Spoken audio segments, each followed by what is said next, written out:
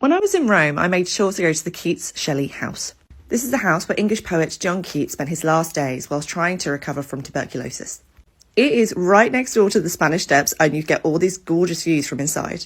A ticket was €6 and it was empty.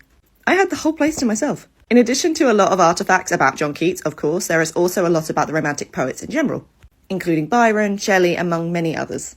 There are letters, early drafts of poems, some stories, and lots of original books. I mostly went for John Keats because I've had a fascination with him since I was about 17 years old.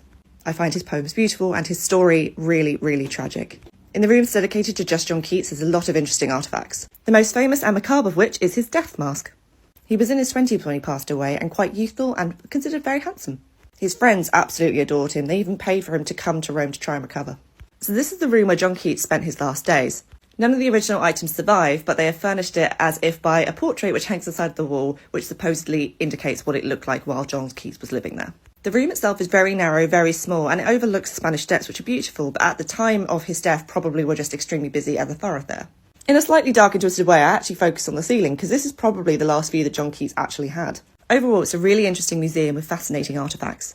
And if you're ever in Rome and are a fan of the Romantic poets, then I highly recommend you visit the Keats Shelley house.